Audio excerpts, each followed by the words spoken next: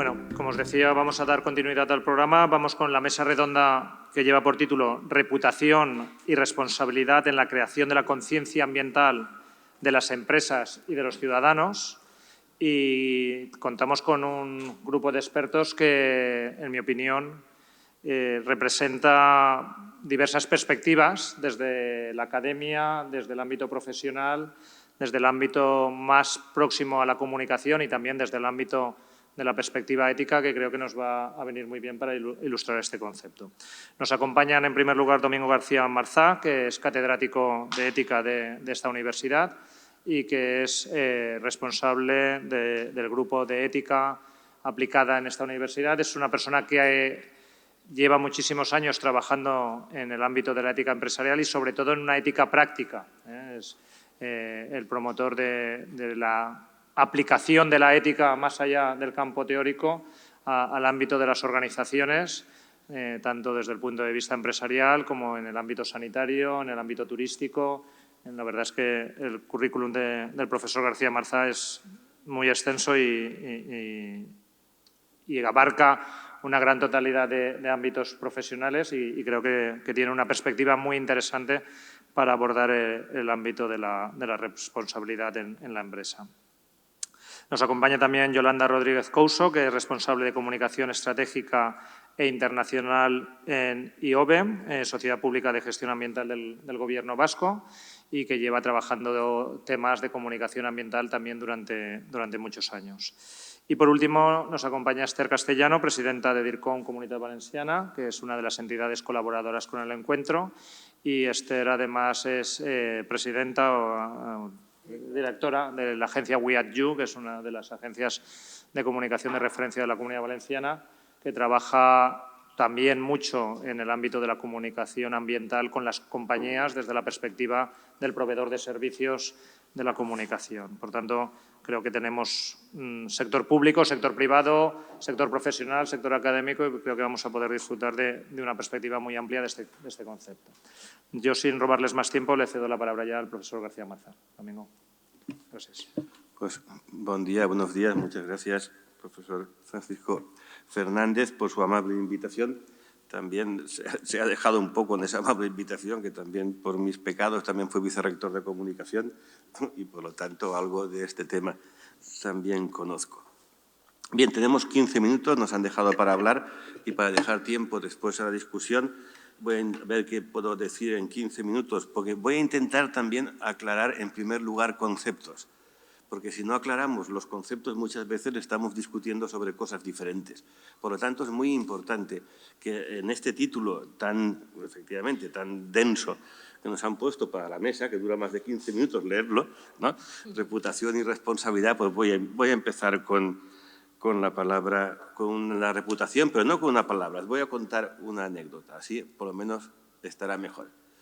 Esto que voy a contarles pasó en el 2008. Fui invitado por la Asociación de Directores de Comunicación en Zaragoza, por los DIRCOM de aquel momento, no sé cómo se llamaría aquello, a dar una conferencia sobre reputación en las empresas. Y como es lógico y tuve tiempo, pues me interesé por atender también a los compañeros que habían o estaban en ese momento en la comunicación. Y entonces me encontré, cuando entré, con la siguiente definición de reputación.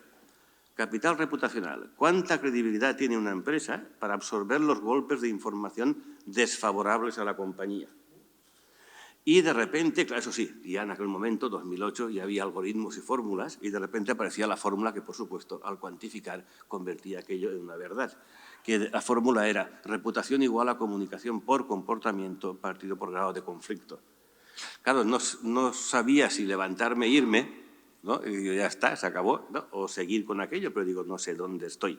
¿Por qué? Porque yo llevaba una definición un poco más sencilla, que es la que sigo defendiendo hoy en día aún, ¿no? La reputación es la capacidad que posee la empresa o la institución que quieran para generar confianza. Esa es la definición que llevo 30 años trabajando y, por lo tanto, efectivamente, y dirán ustedes, ¿y qué pasó para una definición tan, ¿no?, reactiva? Pues pasó que, efectivamente, la Asociación de Empresas era la Asociación de Cajas de Ahorro de España. Meses después solo quedaban dos de un sector financiero que había tenido más del 51% de la intermediación financiera en España, desapareció. Un modelo de empresa que yo sigo pensando que era un buen modelo de empresa, desapareció. Y efectivamente la reputación que manejaban, el concepto de reputación era este. ¿Y por qué? Ya simplemente con este ejemplo para que sepan dónde voy a encuadrar mi exposición. Había un filósofo que se llamaba Nietzsche, no sé si les suena, pero no voy a hacer filosofía, aunque soy filósofo. Pero tiene una frase muy interesante, ¿no? A ver si soy capaz de decirla exactamente como la decía él, la frase. Decía, soportamos más fácilmente una mala conciencia que una mala reputación. La frase es muy interesante, ¿por qué? Porque efectivamente la conciencia medioambiental ya hace tiempo que está en nuestros empresarios, no es nueva.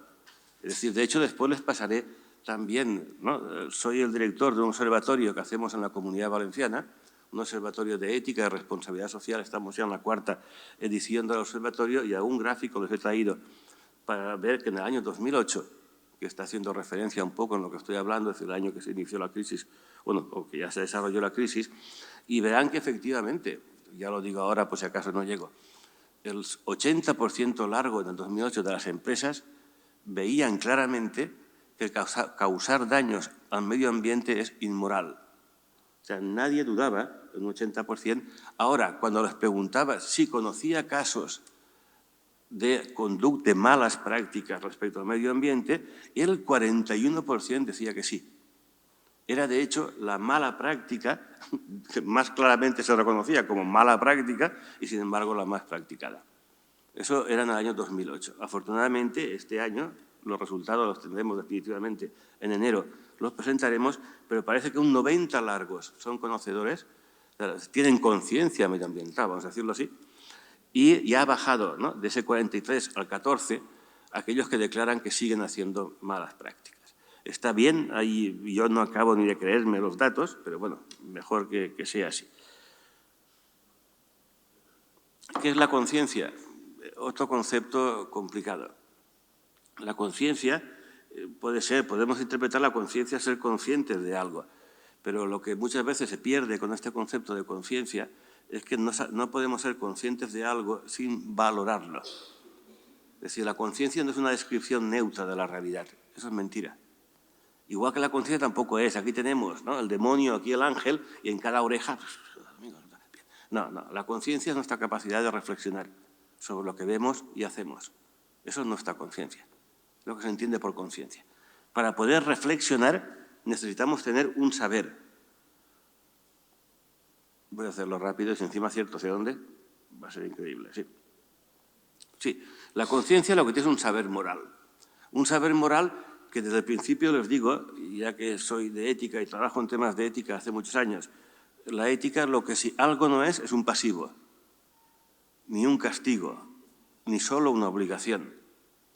Mi primera experiencia, bien lo conoce Paco, ¿no?, cuando empecé a trabajar en temas de ética empresarial, recién llegado de Suiza, mi bautismo fue entrar a hablar con un director de una azulejera aquí en Castellón y llegamos a la puerta, en aquel momento en San González, que era becaria yo, y le dijimos, Domingo García Marzá, de ética empresarial.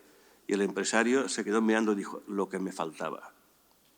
Fue nuestro bautismo de fuego, es decir, lo que me faltaba. Se ve que habían ido los sindicatos, después Hacienda, y después iban los de ética empresarial. Esta idea de que la ética es un pasivo sigue siendo una idea que está muy metida en la conciencia de nuestro sector empresarial.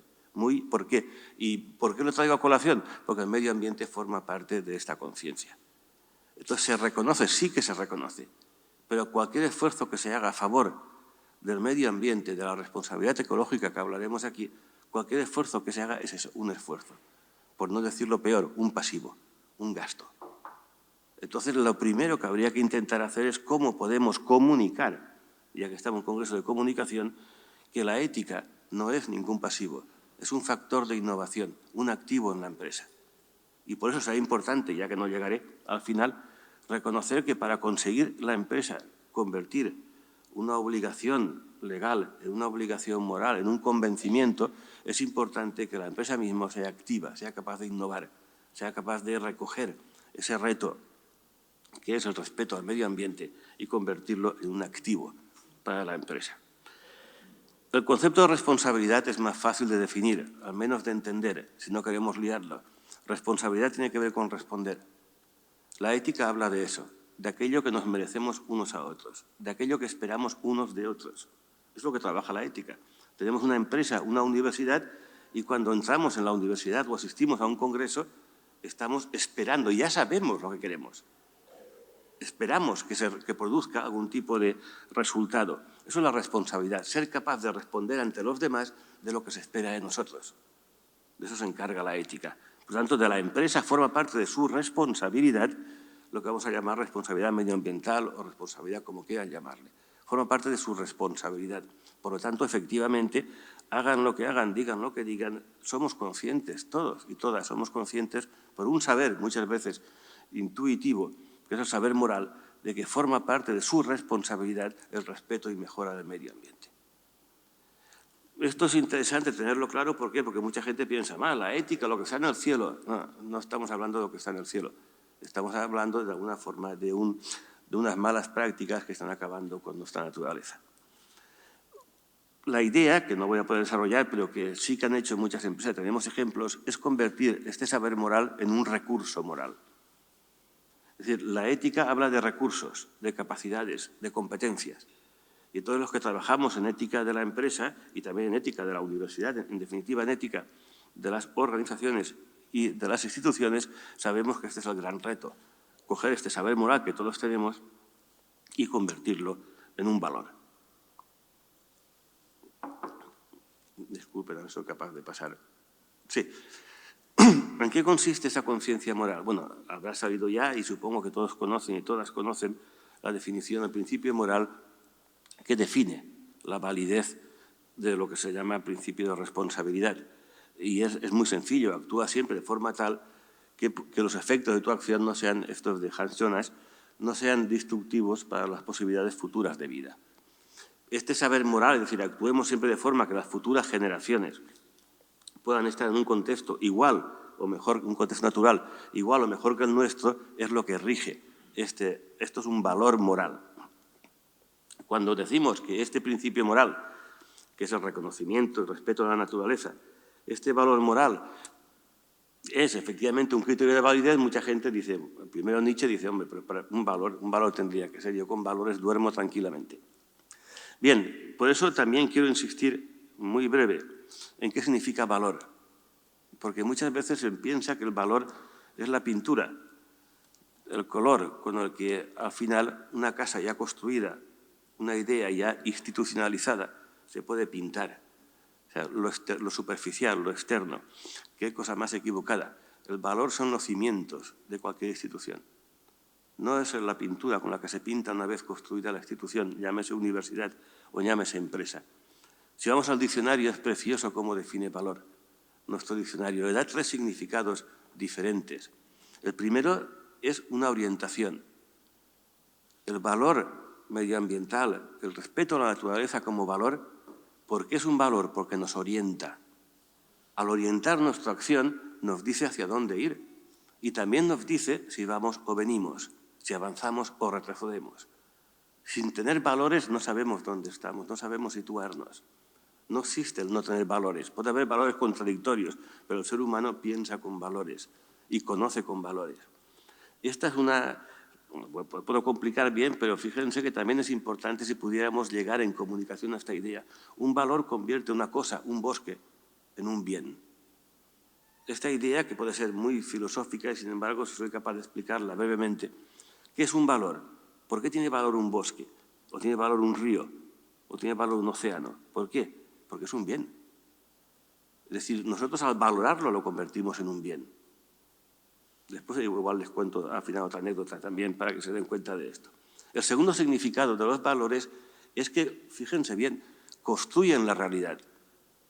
Ahí va el ejemplo, va muy rápido, pero pongo el ejemplo para que se pueda. Imagínense que estamos viendo un huerto de naranjas, ya que estamos, ¿no?, en esta zona, y que los que estamos viendo el huerto, o quienes están viendo el huerto de naranjos, son, en este caso, el agricultor, el dueño del huerto, un pintor a su lado y un constructor. al otro lado. Hay 3 personas viendo la misma realidad. Mi pregunta es, ¿ustedes creen que ven lo mismo? Fíjense bien, ¿eh? No que interpreten lo mismo. Estoy preguntando si ven lo mismo. Piensen durante 20 segundos. Vamos, menos, 5 segundos, si no me fumo. O sea, si están viendo lo mismo, la respuesta es no. El agricultor sabe, con ver su huerto, si, por ejemplo, el huerto está sano o no. Cosa que el pintor no ve, no lo ve. El agricultor sabe, por la leña, por ejemplo, que hay, ¿no?, mezclada con las naranjas, si está cuidado o no el huerto. Cosa que el pintor no ve. Insisto, no es que los valores no interpretan la realidad, la crean. Eso es el gran error, de pensar que la realidad está ahí y con los valores la pintamos. No, oiga, no. En el mundo social, en nuestro mundo de la ética y de la convivencia conjunta, la naturaleza es un valor. Y depende cómo veamos, sintamos ese valor, tendremos una respuesta u otra. Segundo, ¿qué ve el huerto? El pintor. El pintor es capaz de ver más verdes que el agricultor. De hecho, ¿no?, como bien también sabe, no sé cómo se llama, el abanico cromático, o como queráis llamarle, ¿no?, de los colores, el pintor tiene más verdes que lo que tiene el agricultor. No está viendo lo mismo. A lo mejor ya está encuadrando. Y por último tenemos al constructor, que no ve ni verde ni árboles, ¿no? Ve simplemente ya los metros cuadrados, la distancia que hay de la carretera y lo está viendo. Entonces, claro, la realidad es distinta para los 3. No es que significa algo distinto, es que es distinta para los 3. De ahí la importancia de los valores porque construyen una realidad. Seremos capaces, sigo con el título, seremos capaces de crear una conciencia ambiental cuando consigamos que el valor de respeto al medio ambiente lo sintamos, sea un sentimiento, no solo un conocimiento, sea un sentimiento. Y después será una actitud, y después será una conducta. Pero primero un sentimiento. Si quieren, aún lo hago más exagerado, una emoción. La palabra emoción significa eso, algo que nos motiva a actuar. Si somos capaces de explicar y concienciar que el medio ambiente, la naturaleza, es un bien y que, por lo tanto, algo que vale en sí mismo la pena. Y, por último, un significado de valor que a mí me gusta mucho y también la gente olvida, y el diccionario lo recoge muy bien, es el concepto de valor como fuerza. Claro, y no se utiliza, pero en el lenguaje está claro. Por ejemplo, no tuvo valor para enfrentarse, ¿no? O tendrá valor, ¿no? Es decir, es cuando utilizamos el valor como fuerza. Son 3 significados complementarios. Por ejemplo, decimos incluso, fíjense, en valenciano, que es muy bonito, ¿no?, cuando algún niño pequeño está resfriado y no se le va resfriado, ¿no?, yo me acuerdo que mi abuela me decía, este xiquet no té virtud. El concepto de virtud como fuerza, un concepto que es el original, encima en griego, arete, de fuerza. Que ahora lo entiendo cuando te dicen eso las abuelas. O sea, virtud significa fuerza. O sea, no tener capacidad de responder ante un resfriado o, cuidado, ante cualquier otra cosa. Entonces, es el original. De los griegos, Aristóteles, ¿no?, que es virtuoso, que es el que hace las cosas bien, que tiene capacidad y fuerza para hacer las cosas bien y que después ya pasará a la política como fuerza también en Maquiavelo y en otros autores. Pero ese concepto de virtud es muy importante. También podemos verlo en castellano cuando hablamos de estar desmoralizado. O sea, una persona desmoralizada no es un sinvergüenza. No es una persona que le falta la moral, sino que está bajo de moral. Fíjense cómo ahí el concepto de moral vuelve a ser fuerza. Todo esto diré, bueno, ¿y qué está diciendo este chico todo el rato? O sea, lo que estoy diciendo es que conseguiremos efectos cuando hablemos de conciencia y cuando hablemos de comunicación si somos capaces de convertir estos valores, de incorporar, nunca mejor dicho la palabra, ¿no?, de incorporar estos valores no solamente en nuestras culturas, que lo hemos conseguido casi. Yo creo que sí, que están bastante integrados en la cultura, afortunadamente, pero hace falta que salten al individuo, a los grupos y a los individuos, que se integren, que tomen cuerpo, que se incorporen. Bien, en 2 minutos y acabo. Cuando empezamos con esto, decía la gente, ¿no?, cuando empezamos a hablar de responsabilidad medioambiental, decía, bueno, Domingo, cada uno entiende una cosa por responsabilidad medioambiental. Afortunadamente, 30 años después, esto no es verdad. Es decir, está perfectamente objetivado, perfectamente lo que significa responsabilidad medioambiental. Por lo tanto, en los ODS, como saben, dentro de los ODS con las metas, etcétera. Ahí tenemos algunos ejemplos, pero no voy a entrar ahí. Lo que sí que voy a terminar, la situación actual. Fíjense, esto me gusta mucho, donde lo saqué. Efectivamente, o sea, vamos a ver, voy a entrar en la actualidad y me callo ya. O sea, la situación actual no es buena. Es decir, la responsabilidad medioambiental se ha convertido en un mercado.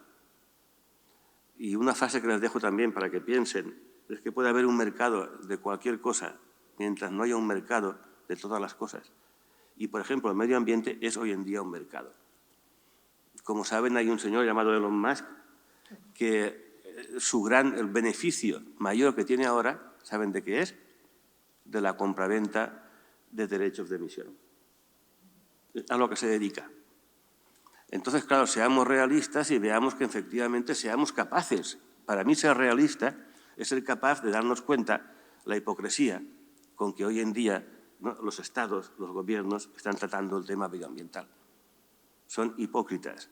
Es decir, lo han convertido en un mercado ya. Por ahí no va a ir la solución. Para mí la solución tiene que venir, y por eso me gusta y le doy enhorabuena a los organizadores de este congreso, la solución tiene que venir de la sociedad civil, de los medios de comunicación, que no dejan de ser empresas. Pero si alguien ha leído algún código ético del periodista, sabrá que son unas empresas especiales. No venden jamones, venden noticias y, por lo tanto, venden opinión pública. Tienen la obligación de reflexionar y, para mí, tampoco están a la altura que se espera de ellos. Pero cuidado, tampoco está a la altura que se espera la universidad. Aquí cuando dices, vamos a poner una ética empresarial, ¿saben que te contestan? No, una ética medioambiental en esta universidad, ¿eh? Vamos a una ética medioambiental. No, Domingo, no, no es sostenible. Digo, ¿cómo que no es sostenible? Si vamos a explicar lo que significa sostenibilidad. No es sostenible es porque no hay dinero. Fíjense cómo se ha pasado de responsabilidad a sostenibilidad y de sostenibilidad a eficiencia. Hemos vuelto a la fea palabra eficiencia que siempre ha marcado la racionalidad económica. Ahora ya no es eficiencia, es sostenibilidad. No es sostenible la universidad si ponemos asignaturas, sea donde sea, del área que sea, que tengan y que dediquen tiempo, espacio y reflexión al medio ambiente. Decía, y última palabra que digo, decía Kant, otro filósofo, refiriéndose a la guerra, que aquello que las personas no hagan, es decir, aquello que el derecho y la moral no puede hacer, que no nos preocupemos como especie, que lo hará la naturaleza. Bueno, esa frase siempre, primero no la entendía, ¿no? Y después, claro, efectivamente, eso se refería a Kant, por supuesto, a la guerra, no al medio ambiente, hablo de los 1780. Dice, no, pero cuidado, no os preocupéis, si no lo hace el acuerdo entre los hombres, las leyes y las costumbres, ya se encargará la naturaleza de arreglarlo. Efectivamente, cuánta razón tenían. Muchas gracias.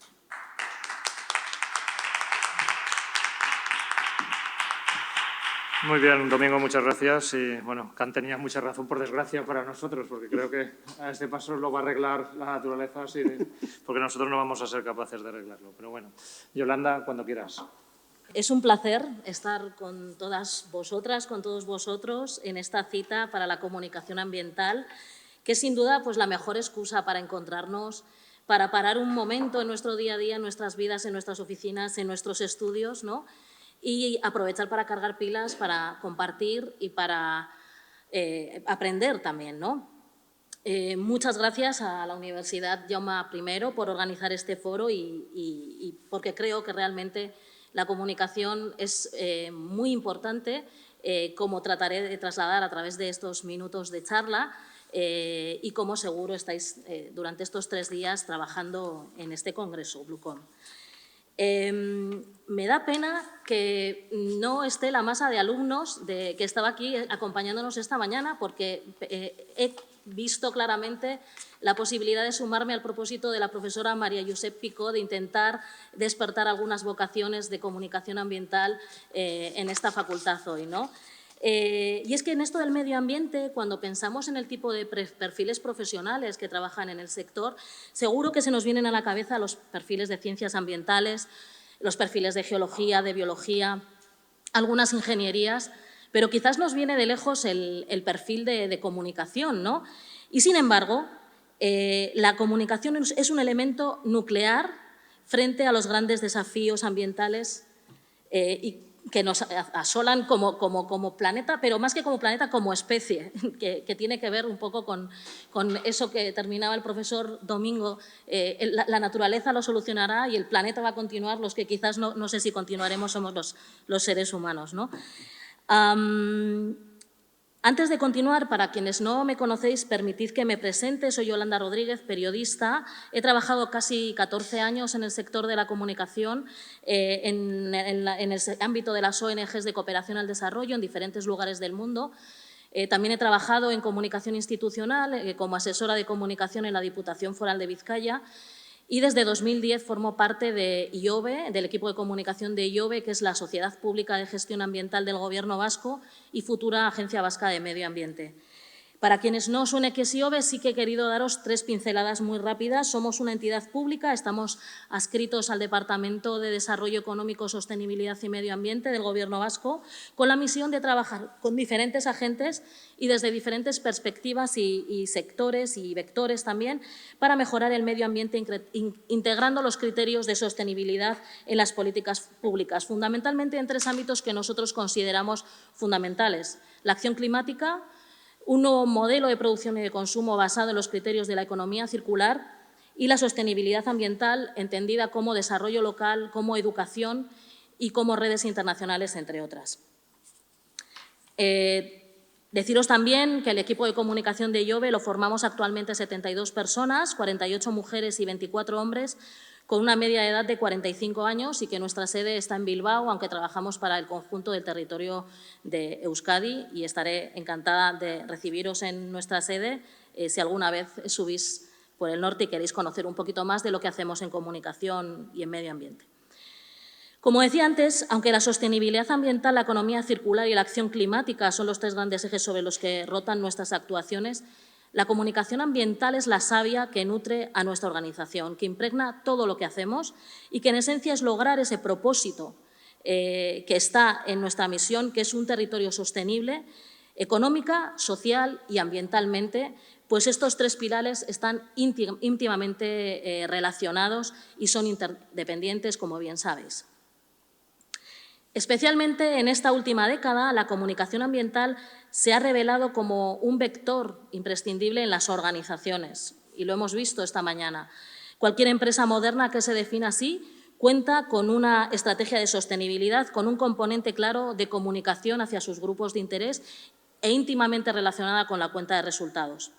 Y, naturalmente, este interés por lo ambiental también lo estamos apreciando los propios medios de comunicación, que cada vez han prestado y están prestando más atención y más espacios en sus propios medios para tratar temas ambientales. Temas ambientales que, como bien sabéis, y cada vez más en estos últimos tiempos, están dejando de circunscribirse a secciones tradicionales. Lo mencionaban antes las 2 ponentes que han precedido en esta mesa, ¿no?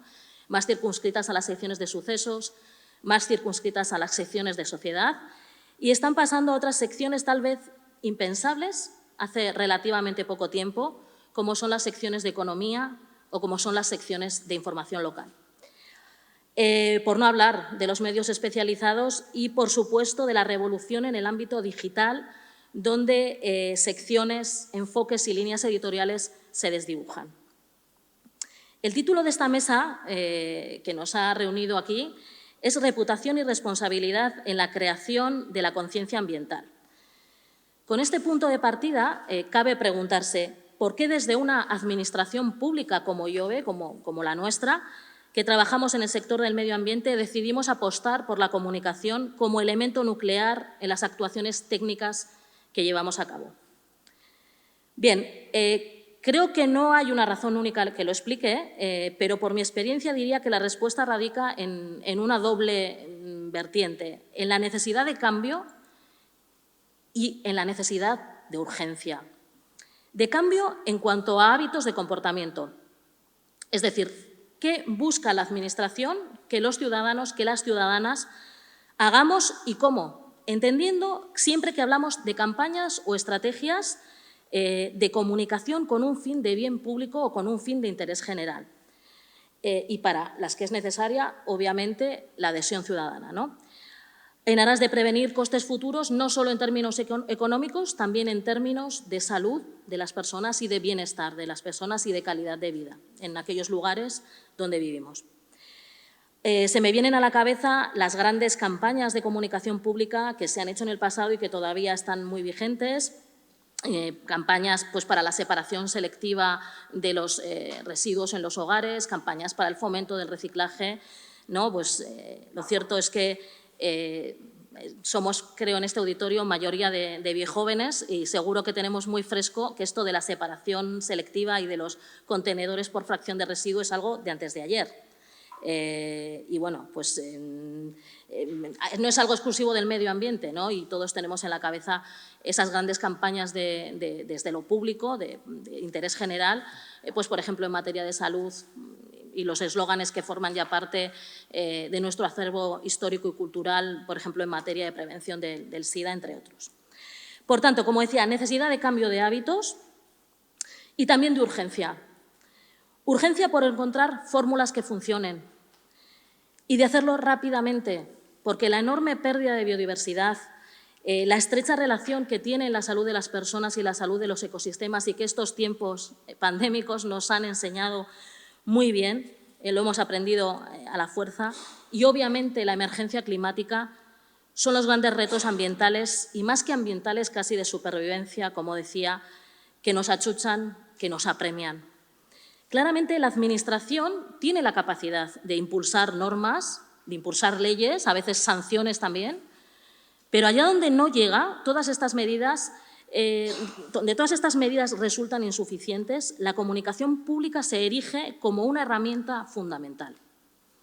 Esto explica en buena parte por qué desde una organización pública como IOBE, que hacemos comunicación ambiental, pues tenemos este objetivo, ¿no?, de crear conciencia ciudadana, como reza el eje de esta mesa de debate. La segunda parte de la cuestión es cómo hacer que esa comunicación lleve a la acción, esto es, cómo pasar de las palabras a los hechos. Y aquí, bueno, pues os hago spoiler, no tenemos fórmula mágica, de hecho, os aseguro que nos hemos equivocado en ocasiones, que hemos metido la pata, que no hemos estado finos. Pero bueno, sí que he querido traeros a este auditorio 3 ejemplos con los que estamos razonablemente satisfechas, por si humildemente pueden servir de inspiración o por si pueden contribuir al debate. En primer lugar, me gustaría hablaros de los estudios de percepción ciudadana sobre medio ambiente que venimos realizando entre la población vasca y del último que hemos hecho en marzo del año 2021. Centrado en cambio climático y transición energética. El anterior estudio lo realizamos en el 2017, si bien el contexto era radicalmente distinto, ¿no?, y la pandemia ha cambiado y agudizado ciertas percepciones, no obstante la tendencia es similar y me ha gustado saber que también va en la línea de otros estudios de ámbito europeo o del Estado que ha presentado antes la compañera Isabel de Cambas, ¿no? Os voy a dar algunos datos. 8 de cada 10 personas encuestadas consideran el cambio climático como un problema muy grave. Impotencia, indignación y miedo son los sentimientos principales que genera el cambio climático entre la población, sobre todo entre la juventud. Y esta sensación ha aumentado en los últimos 4 años en comparación con la anterior encuesta de 2017, como os decía. Es reseñable que a lo largo de todo el estudio se constata una mayor preocupación por parte de las personas jóvenes sobre cualquier otro segmento de edad. De hecho, un 58% de las personas jóvenes cree que abordar el reto del cambio climático es prioritario sobre cualquier otra política. El 90% de la población vasca, el 9 de cada 10, asume que deberá renunciar a comodidades y considera necesario reducir el consumo de energía para actuar frente al cambio climático.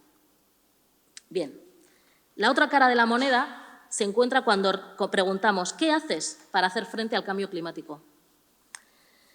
En un alto porcentaje, similar al del compromiso, digamos, al de la preocupación, nos responden que no saben qué pueden hacer o entienden que actuar frente al cambio climático es algo que no les atañe individualmente, sino que consideran que está en manos de empresas y de administraciones. Este último punto nos movió a pensar qué podríamos hacer desde IOBE, qué podríamos hacer desde el Gobierno vasco para movilizar a la ciudadanía en este sentido y sensibilizar cómo nuestros hábitos cotidianos tienen una repercusión directa en el cambio climático. En este caldo de cultivo creamos una publicación muy sencilla que se llama 52 gestos frente al cambio climático. Es un librito de muy fácil manejo y comprensión que clasifica las actuaciones en 2 variables, en función de la dificultad de aplicación y del impacto que tiene. Bueno, os diré que es uno de nuestros bestsellers, está disponible para su descarga gratuita en nuestra web, en iove.eus, si os interesa y os apetece echarle un vistazo. Y bueno, pues sí que es verdad que nos ha servido un poco de guía cuando vamos a centros educativos, cuando hacemos actividades en centros ambientales que manejamos, que gestionamos pues, con familias, pues para un poco dar respuesta a esa pregunta de qué puedo hacer, cuál puede ser mi compromiso individual frente al cambio climático. Y confío en que os resulte interesante. También en esta reflexión interna de ver qué podíamos hacer para activar a la ciudadanía frente al cambio climático, organizamos en 2019 la primera conferencia internacional sobre cambio climático en Donostia, San Sebastián, bajo el lema Change the Change. Una conferencia para debatir con los y las mejores especialistas en 8 ámbitos que nosotros identificamos como prioritarios entonces, que son ciencia, regiones, ciudades, cultura, economía, energía y mujeres, y para aprender de ellos, para traernos las mejores prácticas. ¿Quiénes son los que más saben de estos ámbitos en acción climática? ¿Qué lecciones aprendidas nos pueden trasladar? ¿Cómo podemos aplicarlas aquí? Y aprender. Algunas y algunos de vosotros lo recordaréis porque sé que estuvisteis allí y tuvisteis una participación activa en el mismo. Y además, en esta conferencia vio la luz la primera versión del decálogo de recomendaciones para comunicar el cambio climático en los medios de comunicación, del que creo que tuvisteis oportunidad de hablar ayer con la profesora Gemma Teso y del que antes en el descanso también estábamos comentando. No quisimos que esta conferencia se circunscribiera a las 4 paredes de un palacio de congresos. Necesitábamos sacar el debate a las calles, a los pueblos, a la ciudad y ponerlo en la agenda ciudadana. Y por esta razón, la conferencia se enmarcó en la primera Semana del Clima y la Energía de Euskadi, la primera Asteclima. Una semana de actividades variadas y para todo tipo de públicos, con el mensaje de que frente al cambio climático, toda acción, por pequeña que sea, cuenta. La semana nació con vocación de permanecer. En 2020 no pudimos celebrarla debido a la situación de pandemia, pero sí hemos celebrado en las ediciones de 2021-2022 y, bueno, pues poco a poco va consolidándose, movilizando a casi 2 centenares de ayuntamientos, empresas, organizaciones no lucrativas, entidades públicas y privadas, centros tecnológicos.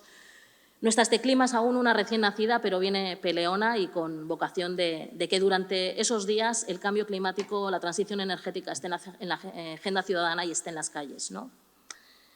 Bien, aparte de estas acciones cuyo público objetivo es la ciudadanía, me gustaría hablaros brevemente de otra iniciativa que pusimos en marcha en 2019 y que es la Escuela de Comunicación Ambiental.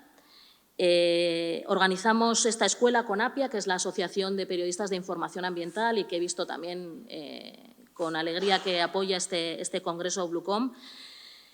Y como forma parte oficial de la programación de cursos de verano de la Universidad del País Vasco. Es una escuela pensada para la formación, para compartir, para aprender también buenas prácticas entre profesionales de la comunicación. Bien. Por tanto, es un público objetivo más especializado, ¿no? ¿Qué es lo que nos lleva a poner en marcha una escuela de verano de comunicación ambiental en la universidad? Bien, en Euskadi no tenemos muchos periodistas trabajando en activo en medios de comunicación, especializados en medio ambiente. Ni periodistas ni espacios.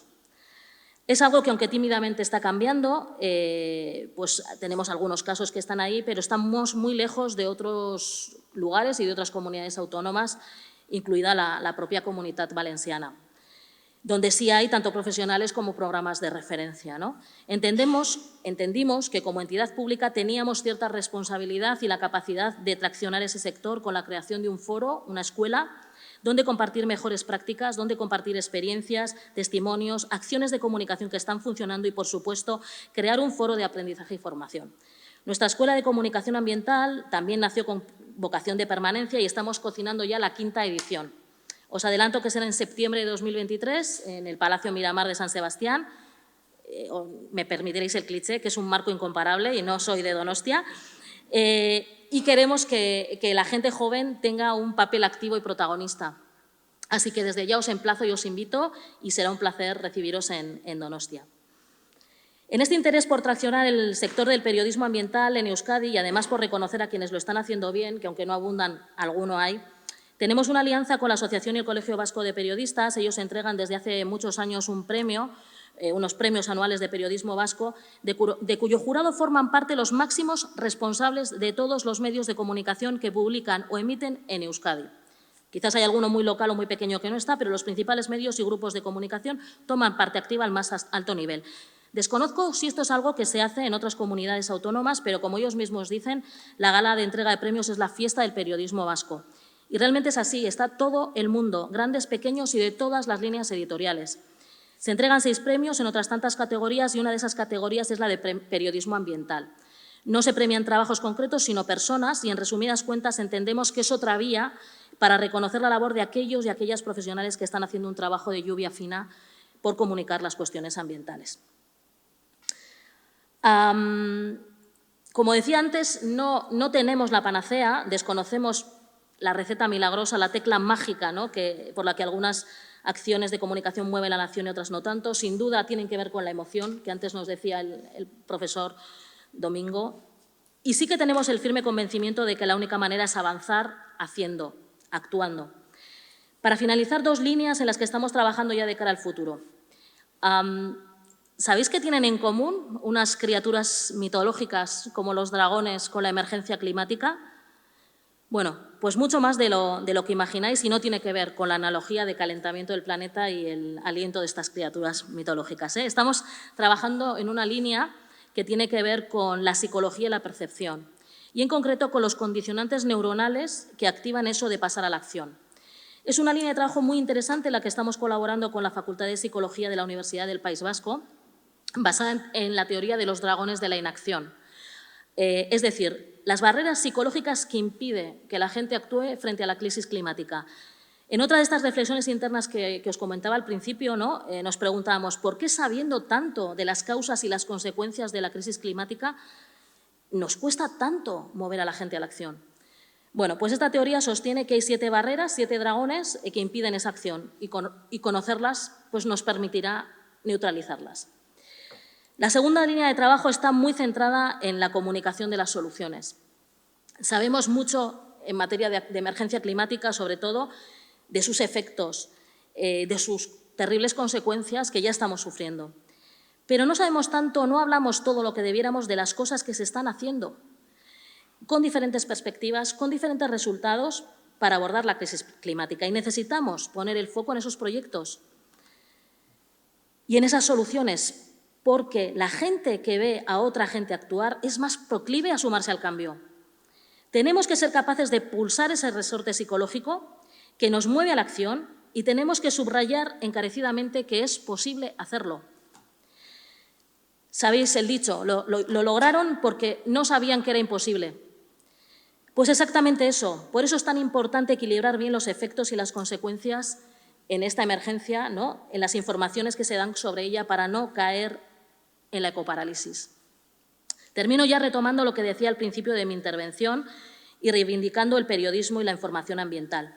Necesitamos contar con buenos profesionales de la comunicación ambiental. Los necesitamos. A los alumnos de esta facultad y de esta universidad les diría, os necesitamos. En los medios de comunicación, pero también en las empresas, también en la administración pública. Y no solo una cuestión de reputación y de gestión de intangibles.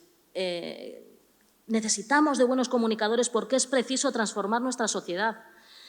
La transición ecológica es impostergable, ya nadie se cuestiona si será o no será. La pregunta crucial es cómo será, y para que sea con justicia y sin dejar a nadie atrás, necesitamos hacerlo y necesitamos contarlo bien.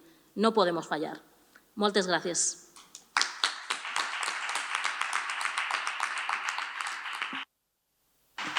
Muchas gracias, Yolanda, y gracias por ese entusiasmo y esa emoción, que esos valores, como decía el profesor García Marzán, mueven, emocionan, así por transmitirnos ese mensaje tan positivo.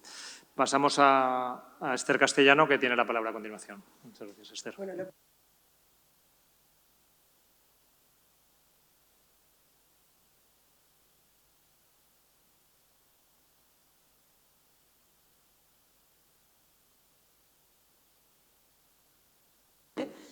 el punto de vista también de la Administración y yo lo que pretendo aportar es el punto de vista de la empresa, pero además desde la parte práctica, ¿no? Porque al final nosotros somos empresas que trabajamos o dentro de las compañías o para las compañías, ¿no? Y trabajamos justo en este vector, ¿no? Al final de la reputación, de la comunicación corporativa, y es algo que hoy tiene muchísimo más peso que el propio marketing, ¿no? Que se hacía pues anteriormente.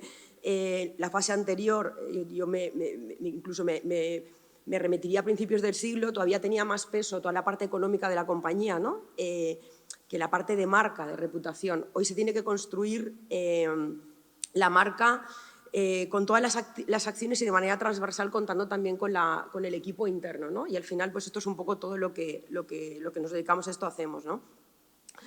Yo creo que nos encontramos frente a un nuevo paradigma, y es que la sostenibilidad ya no es un reto, forma parte de lo que debe trabajar la empresa, ¿no? Las organizaciones ya no tienen en cuenta solo su viabilidad económica, también tienen que tener en cuenta toda la parte social, ¿no? El social, el respeto a los derechos humanos. O sea, hoy yo creo que lo más importante es ese cambio donde la empresa ya forma parte de la sociedad de una manera indisoluble, ¿no? O sea, las empresas deben de implicarse y deben ser parte de ese cambio hacia que nos movemos, ¿no? Y esto además se está viendo porque los cambios legales están facilitando esto, y también está facilitando esto el cambio en las nuevas generaciones, la forma de pensar de las nuevas generaciones. Yo creo que la clave es el año 2004, cuando aparece el término ESG, que al final lo que hace referencia a las siglas es a los factores que convierten a una compañía en sostenible, ¿no? La parte del compromiso social, la parte del compromiso ambiental y, por supuesto, la gobernanza, el buen gobierno. Y hay algo que se ha hablado hoy, lo ha comentado Isabel, lo hemos comentado también aquí en la mesa, que es el Acuerdo de París, la Agenda 2030, ¿no? Esto realmente es una clave y un cambio vital también para las pymes, ¿no? Porque es algo que realmente, a partir de ese momento, somos conscientes de que ya no solamente son los gobiernos los que tienen el poder o los poderes para poder intervenir, sino que también somos las empresas y también la sociedad civil, ¿no? Es un pacto que de alguna forma pone delante de todos que todos somos parte, y lo que estaba diciendo Yolanda, que todos tenemos la obligación moral y ética de contribuir a parar un cambio climático y a trabajar por los derechos humanos, ¿no? Bueno, pues a partir de aquí estas nuevas obligaciones hacen que avancemos de una manera más acelerada hacia ese modelo sostenible, y también lo está haciendo la propia sociedad, los propios consumidores, ¿no? Yo me he apuntado aquí 3 datos, un poco por poner en situación. Hay un estudio de ICADE que dice que las ventas de los productos con distintivos que garantizan su sostenibilidad aumentan 9 veces más que otros productos, ¿no? Vamos a un lineal y cogemos los productos y ya no nos fijamos en el precio, nos fijamos en los valores que van asociados a ese producto, ¿no? Y es ahí donde hay otro estudio de IBM que nos dice que los valores asociados a una marca es una palanca de decisión mucho más importante que el precio o que la conveniencia. Eso es realmente importante. Y hace poco estaba leyendo yo una encuesta de la OCU que concluye que el 73% de los consumidores españoles de nuestro país tienen en cuenta criterios éticos y de sostenibilidad en sus decisiones de consumo. Hay veces que en el lineal directamente te vas hacia las marcas verdes, te llama la atención y tiras hacia allí, ¿no? Hay un cambio brutal de conciencia social, ¿no? Y lo tenemos también en las nuevas generaciones. Yo lo veo en mis hijos, ¿no? De 20 y 23 años. Es espectacular cómo ellos ahora se orientan hacia querer trabajar en empresas que tengan sus mismos valores, que crean en las cosas en las que ellos creen y que actúen hacia las cosas en las que ellos se ven más pinzados. ¿Y dónde se ven ellos?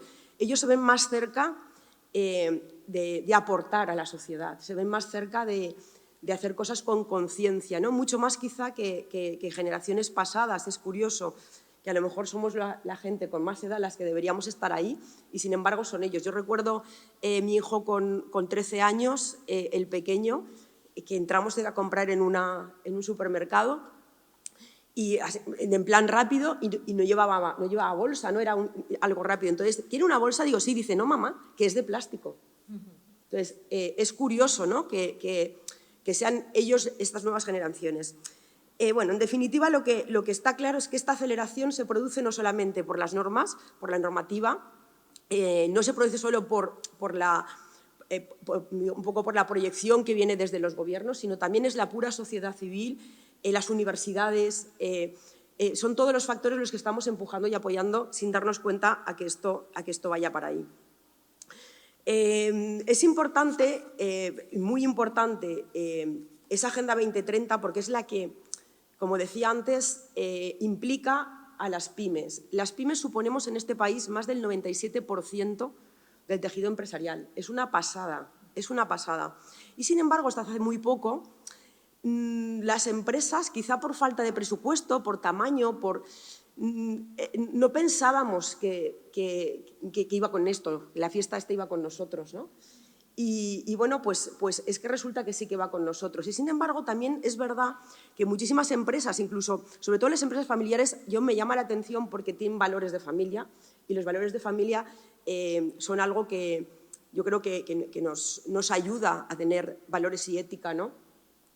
Y hacen muchas acciones a favor, ya no solo de temas medioambientales, que también, ¿no?, sino por los derechos humanos. Pero, sin embargo, hay dos cosas que hacen que esto no pasara desapercibido.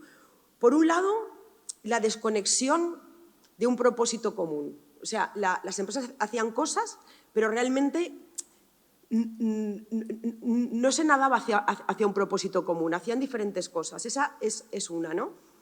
Otra de las cosas es no contarlo. Se hacen cosas y por pudor no se cuentan o por prudencia, ¿no? Y entonces, ¿eso qué hace? Pues hace que las cosas no se sepan. Por eso la comunicación es tan importante. El reconocer los ODS y saber de qué se ocupa cada uno de los 17 es importantísimo para las pymes porque les hace identificar aquello en lo que ya están trabajando y orientarlo hacia un propósito común. Hoy hay muchas empresas de mi sector, hace un momento lo estaba hablando con Isabel, por no poner nombres, pero sí tenemos amigos comunes que se dedican a ayudar a las empresas a encontrar ese propósito. Porque las empresas que hoy nacen, las startups, pequeñas empresas rurales, ya nacen con un propósito. Pero las empresas que llevan años trabajando, muchas veces les falta orientar ese propósito hacia algo que haga un bien común, ¿no? Y que no solamente les ayude a ellos a sentirse mejor porque están aportando, sino que sean referentes que ayuden a la sociedad a ver que otros están trabajando en esas líneas, incluso identificarse con los valores y sumarnos todos a trabajar por ello, ¿no? Entonces, para ayudar a las pymes, aquí estamos también las asociaciones, ¿no? Tanto asociaciones empresariales como asociaciones profesionales. Os voy a poner ejemplos más cercanos de aquí, de nuestra comunidad. Por ejemplo, la Asociación Valenciana de Empresarios, porque sí que es verdad que hay muchas iniciativas que parten de la administración pública, pero las puras empresas también es bueno que se involucren y que trabajen de manera coordinada. Luego pondré un ejemplo de DIRCO en la Generalitat Valenciana. Pero ahora me quería referir a un ejemplo concreto de AVE, la Asociación Valenciana de Empresarios. Ellos acaban de crear una fundación hace 1 año y medio que se llama Fundación Lab del Mediterráneo, con el objetivo y el propósito de empoderar a las empresas valencianas y empoderar el territorio valenciano para que las empresas se crean de verdad que son motores de cambio y apuesten por el cambio, apuesten por la innovación, apuesten por la sostenibilidad. Ellos lo hacen desde 4 vectores, desde 4 ejes importantes, que es la investigación, es importantísimo que se investigue también desde la empresa privada, la innovación, trabajar hacia la sostenibilidad, lo decíamos antes, o desde la ética nos impulsa a buscar nuevas soluciones más innovadoras. El emprendimiento es clave, el emprendimiento es necesario y la tecnología, porque la tecnología es la que nos ayuda y que nos facilita los cambios y el acceso a a todas las innovaciones, ¿no? Bueno, pues esto es una iniciativa que lo que hace es trabajar en comunicación, desde la comunicación, en la divulgación, en el mentoring. O sea, están haciendo un montón de actuaciones y os invito a que entréis en la página web porque están dando muchísimas herramientas a las empresas, ¿no? En este caso se enfocan en el territorio valenciano, pero es que esto es lo que hace que la gente, o sea, que las empresas se sientan unas cerca de las otras y que trabajen por un bien común, ¿no? Y esta es una iniciativa privada, pero también hay otras iniciativas que parten desde asociaciones profesionales como somos nosotros DIRCOM, ¿no? DIRCOM tiene, creo hace poco, bueno, yo es que te llevaba un montón aquí de notas, pero como voy a mi bola con el discurso, bueno, pues hemos puesto en marcha una campaña de comunicación pymes y ODS, ¿no? Que lo que pretende es ayudar a las empresas, a las organizaciones, al desarrollo de la economía social a través de la comunicación y es ayudarles a esto, a identificar lo que están haciendo y también a comunicarlo, ¿no? Y aquí trabajamos en vectores totalmente transversales, ¿no? Comunicación interna, antes lo decía Isabel, lo importante que es la comunicación interna. La pandemia nos la ha puesto delante, había empresas absolutamente preparadas para contar a toda su gente, muchas veces con miles de empleados dispersos ya no solamente por el territorio nacional, sino a nivel internacional. ¿Cómo comunicas con toda esta gente que a veces puede tener acceso a un ordenador o no, porque a lo mejor están trabajando en fábrica o en fábricas? Cómo las empresas que estaban preparadas han sido capaces de trasladar los mensajes, primero de tranquilidad, luego de unidad y después también los valores que hay detrás de las compañías para que haya una conciencia común y se mueva realmente, ¿no? A la gente. La gente es los empleados, los trabajadores son los primeros abanderados que pueden defender o no los valores o lo que hace bien o mal una empresa, ¿no? Por eso es un foco que gracias a Dios la pandemia ha puesto delante en las empresas que no lo estaban haciendo o que no lo estaban trabajando porque no lo consideraban estratégico. Y luego está la comunicación externa. Es clave cómo esa comunicación sale para los distintos stakeholders, pero sobre todo también para llegar a la sociedad civil, ¿no? Es importantísimo. Luego, otro vector en el que trabajamos que es el bienestar psicológico y emocional de los empleados, ¿no? El hacer que se sientan bien, que vengan motivados y contentos o que vengan motivados y contentos a trabajar es clave para que funcionen bien las cosas, ¿no? Y las empresas están ahí, tienen que saberlo. Muchas lo hacen y muchas todavía están en ese proceso de cambio y es importante que conozcan las claves para poder hacerlo. El liderazgo y la comunicación para la recuperación social. Qué importante es que los portavoces estén bien informados y estén bien preparados para comunicar y contar lo que hace la empresa y cuáles son sus objetivos, hacia dónde van, objetivos estratégicos que permitan entender a la gente que no solamente va de ganar dinero, que también va de ayudar, ¿no? Y al final hay que devolver a la sociedad lo que la sociedad está dando a las empresas. Luego el desarrollo de la RSC, lo que decíamos, ¿no? Para entender, comprender y activar esos objetivos de desarrollo sostenible. La inclusión y la diversidad es importantísimo. Estas nuevas generaciones nos están dando lecciones en cada minuto de cómo normalizan estereotipos, ¿no? Que antes para nosotros han sido difíciles y yo creo que es una lección el poder tener gente fresca, joven, sin miedo a nada, que nos están enseñando cada día. Y luego otra parte importantísima, las buenas prácticas en el reporte de la información no financiera, porque las empresas sí estaban obligadas, siempre han estado obligadas a reportar toda la parte de números, la parte económica, pero esta parte, que es la que estamos trabajando ahora, es necesaria y se tienen que sentir urgidos a contar lo que hacen y a contarlo bien, y contar la verdad. Al final, oye, los periodistas, los DIRCOM, somos una figura absolutamente relevante en este nuevo paradigma, ¿no? Que al final conocemos bien la profesión, conocemos bien todos los ámbitos en los que podemos actuar y somos responsables de que lo que hacen las empresas llegue de manera eficiente y mueva al final a la acción. Yo quiero poner también un ejemplo. El mes pasado, sin ir más lejos, Nosotros desde DIRCOM promovimos y contamos con el apoyo de la... Te miro a ti un poco porque representas también, Yolanda, un poco la parte pública, ¿no? Promovimos el generar las primeras jornadas de comunicación y pymes en la Comunidad Valenciana. En ellas contamos de manera transversal, parte por parte, comunicación externa, comunicación interna, comunicación de crisis, relación con los medios, toda la parte de lobby, bueno, en fin, tocamos de manera transversal todos los ámbitos de la comunicación y lo importante que es que la comunicación salga de una manera profesional y que las empresas cuenten no solo con un perfil de marketing, sino con un DIRCOM, con un perfil de directivo de comunicación que ayude a las empresas a entender, que tengan inteligencia contextual para poder ayudar a los CEOs, a los equipos directivos a actuar de una manera responsable y ética, ¿no? Y para terminar, bueno, hay algo que sí que no hemos comentado, el tema, bueno, hemos comentado, lo ha contado Isabel, la parte del greenwashing. Yo creo que el greenwashing está precisamente porque ya desde la ONU se está trabajando para pararlo, pero es algo que las empresas ahora ya esconden un poco la mano, ¿no? Porque al final pierden su reputación de una manera súper rápida, ¿no?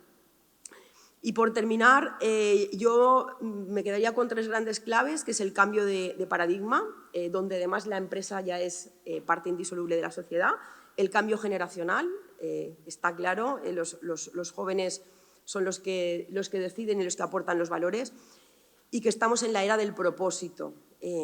Todas las empresas tienen que tener un propósito y si no lo tienen ya se pueden urgir en trabajarlo porque si no, no van a ser creíbles.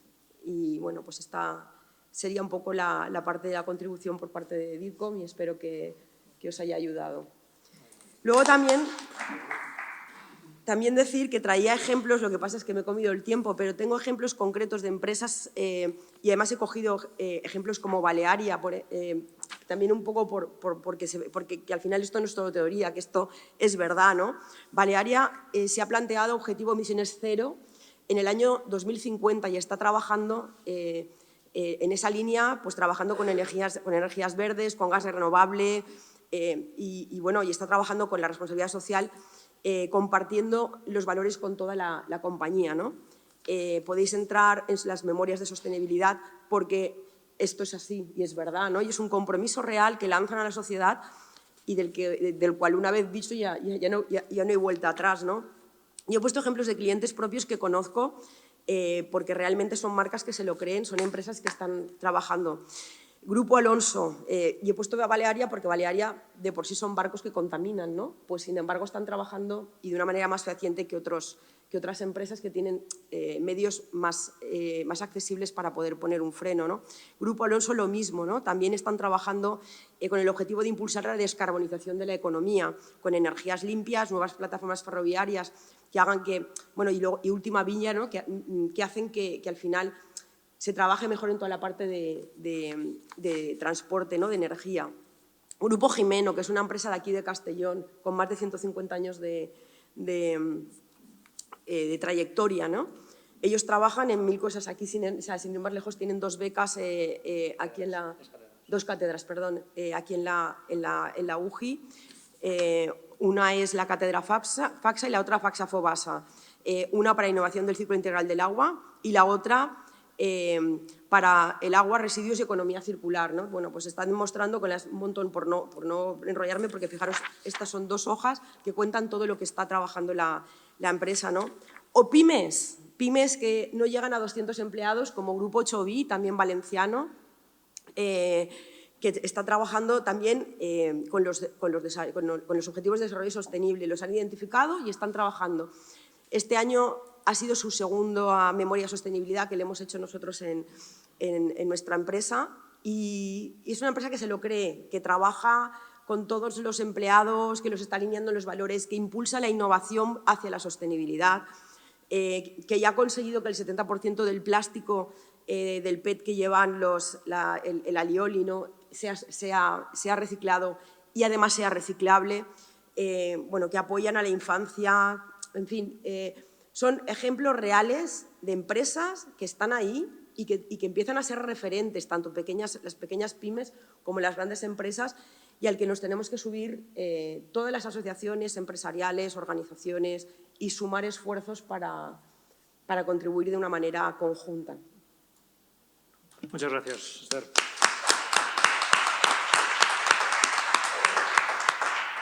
Pues gracias, Esther, por esa visión un poco del tejido empresarial valenciano, y abrimos un turno de preguntas. Yo creo que tenemos a tres ponentes que han dado una perspectiva muy interesante.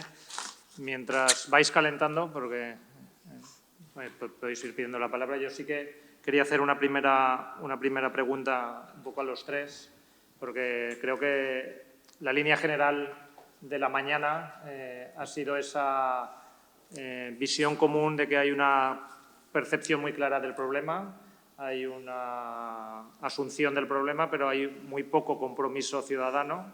Vemos que hay algo de compromiso empresarial, bastante compromiso público, pero poco compromiso ciudadano, y en ese sentido, pues, tanto al profesor García Marzá como a Yolanda Rodríguez y a Esther Castellano, quería preguntarles un poco cómo podemos hacer que pasemos de esa creencia o de esa percepción a la acción, ¿no?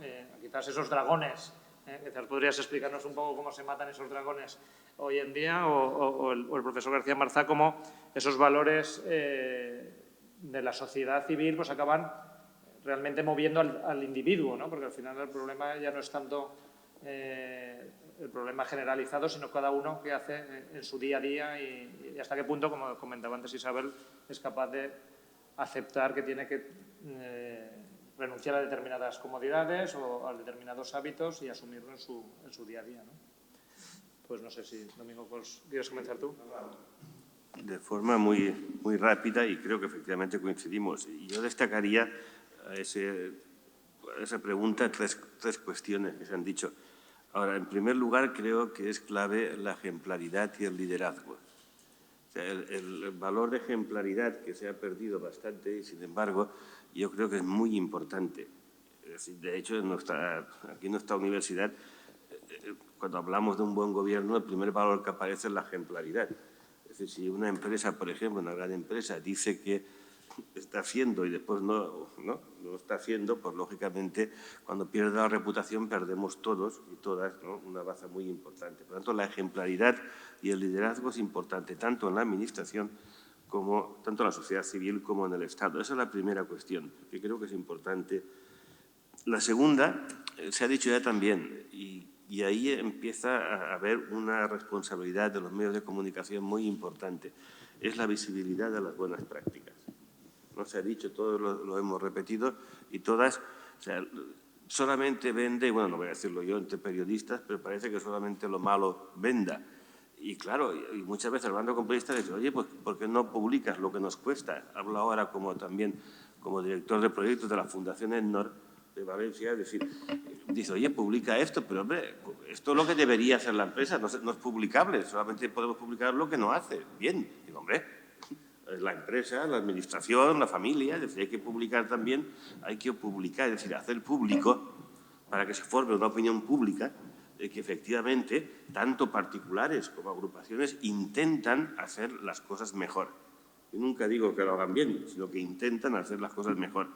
La visibilidad de las buenas prácticas creo que es, para mí al menos, una de las responsabilidades que tienen los medios de comunicación y que no creo que estén cumpliendo o que estén a la altura de ese poder que tienen con respecto al caso que nos ocupa.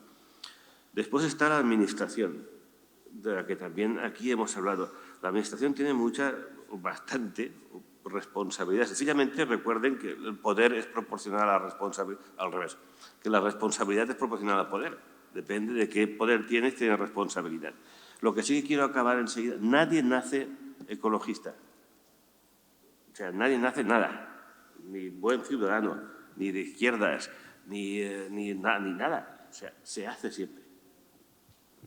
Por seguir con Kant también, ya que os ha gustado la primera, pues suelto otra, ¿no? Le dice a Kant una vez, ¿no? Le dice, a ver, yo digo siempre de broma para los alumnos, a ver, Manolo, ¿no? O sea, ya está bien, ¿no?, de hablar siempre, él dice, ¿no?, de hablar de los hombres, ya está bien que los filósofos y los poetas hablen de los hombres, de las personas, diríamos hoy, como deben ser. Y entonces contesta Kant. Y no como son, ¿no? Entonces contesta Kant. Hablar de los hombres como son es hablar de los hombres como los hemos hecho. La educación, estoy refiriendo. Nadie nace con unas virtudes. Las virtudes simplemente son repetición de hábitos, de actitudes y de valores. Entonces la educación es importante, pero una educación que empiece ya, ¿no? O sea, ahora hay clases de inglés para 0 años. ¿No? Yo no sé cómo se hace eso, pero supongo que pondrán canciones para cantar en inglés. ¿No? Pero yo no soy pedagogo, pero creo que también habría que haber una educación, ¿no?, del respeto al medio ambiente a partir de las primeras edades, sobre todo cuando se forman las emociones y los sentimientos, que son hasta los 6 años, dicen los psicólogos. Esos son los 4 puntos que yo diría. Yo creo que has puesto el dedo en la llaga, o sea, has centrado perfectamente, ¿no?, en los retos que tenemos sobre la mesa. Obviamente, la gran cuestión es esa, ¿no?, cómo movemos a la acción. A ver, en materia de empresas, se ha movido a la acción a golpe de normativa, lo ha dicho antes. O sea, al final, la normativa, sobre todo aquellas que nos ha venido de Europa, pues es lo que ha obligado a las empresas a cambiar, porque en cuanto hay una normativa que exige ser pues mucho más rigurosos en determinados criterios, si se les va a cerrar poder competir en determinados mercados, pues obviamente no les ha quedado más remedio que adaptarse o morir literalmente. Y ahí la Administración claramente tiene una responsabilidad muy importante, ¿no?, de regular y de ser también cada vez más exigentes. ¿Cómo podemos acompañar desde la Administración, desde las asociaciones empresariales, desde los clústeres, viendo esas tendencias que nos vienen de normativa, ese tsunami normativo que nos comentaban esta mañana, e intentar adelantarnos para ser más competitivos, pero que va a venir y es, yo creo, lo que más efectivo es a la hora de cambiar modelos, ¿no? Quizás lo tenemos un poco más complicado o no sé si más complicado, pero el cambio cuesta y hablar de cambio es incómodo, porque combatir la crisis climática, o abordarla, mejor dicho, tiene que ver con cambiar nuestro modo de vida, tiene que ver con renunciar a comodidades. Y eso es incómodo y ahí es donde salen los famosos dragones de la inacción, ¿no? Yo no soy experta, o sea, hay otros compañeros míos en IOBE que lo tienen más trabajado, pero bueno, pues porque os hagáis idea, la teoría de la psicología dice que hay como 2 barreras, ¿no?, las que tienen que ver más con estructurales, con la satisfacción de las necesidades básicas, pero cuando eso está cubierto hay otras barreras psicológicas, y en el caso de la emergencia climática, pues tienen que ver, pues con, por ejemplo, con la tecnosalvación, o sea, crecer en la confianza de que el avance de la tecnología nos salvará mágicamente de los problemas, que tienen que ver, pues, con la visión, ¿no?, cómo el capitalismo ha permitido mejorar la calidad de vida de millones de personas. Pues hombre, tampoco será las consecuencias, pues, del desarrollo limitado, pues hombre, hablar de determinadas cosas como de crecimiento, pues a veces también es un poco palabra tabú. Tiene que ver también con el sesgo del optimismo. El ser humano por naturaleza, pues somos optimistas, utilizamos eso como un instinto de supervivencia, como un mecanismo de supervivencia, y también el sesgo de la distancia. Bueno, el cambio climático afecta, pero no tanto, ¿no? Bueno, nos queda muy lejos, ya lo sufrirán nuestros nietos.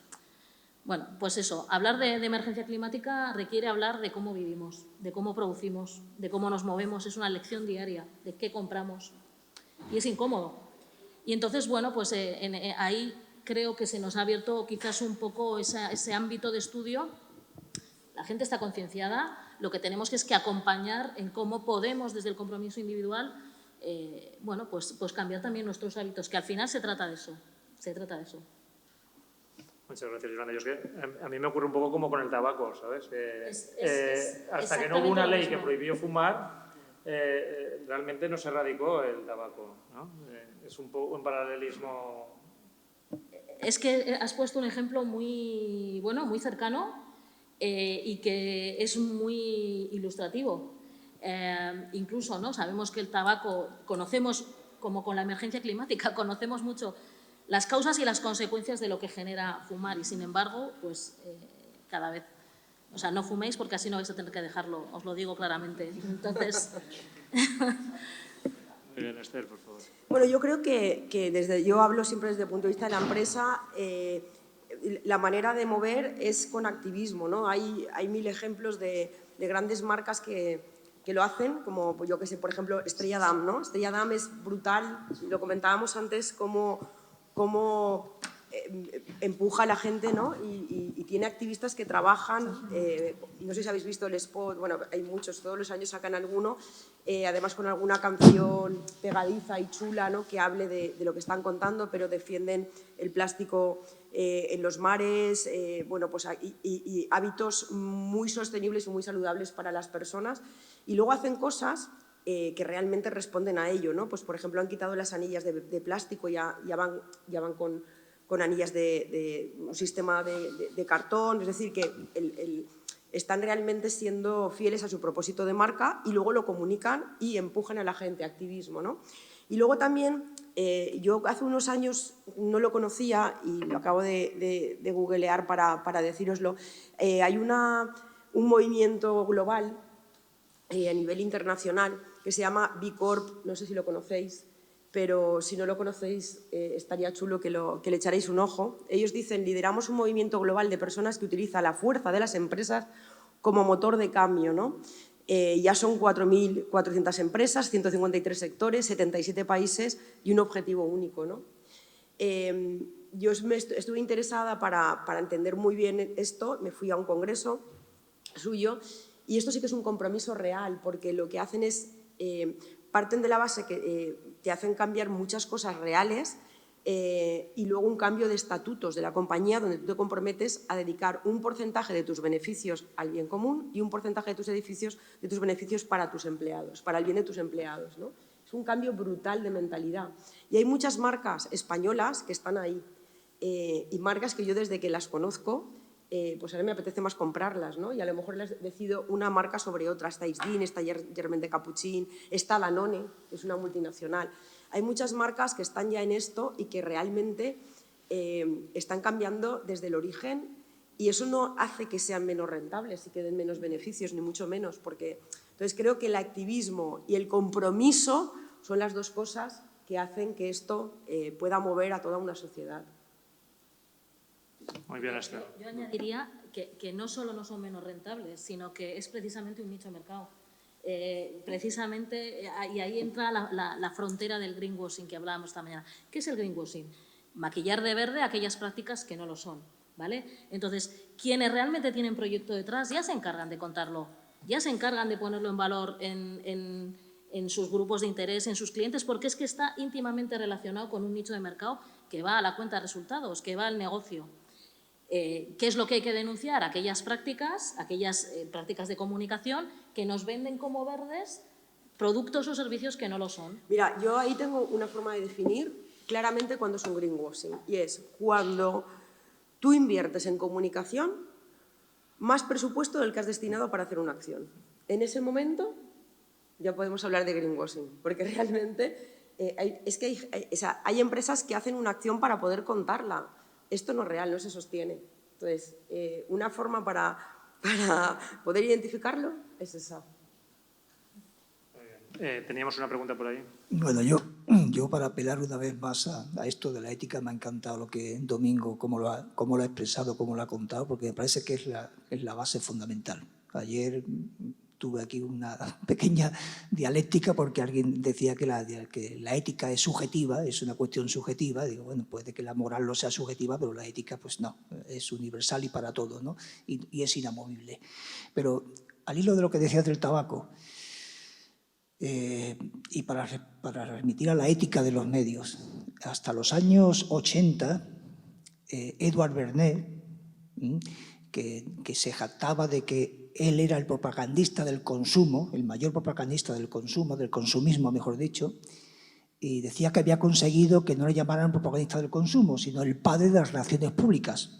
Y así se estudia todavía en nuestras facultades. Seguramente aquí también se estudia a Edward Bernays como el padre de las relaciones públicas. Me parece muy importante, pero es la propaganda del consumismo.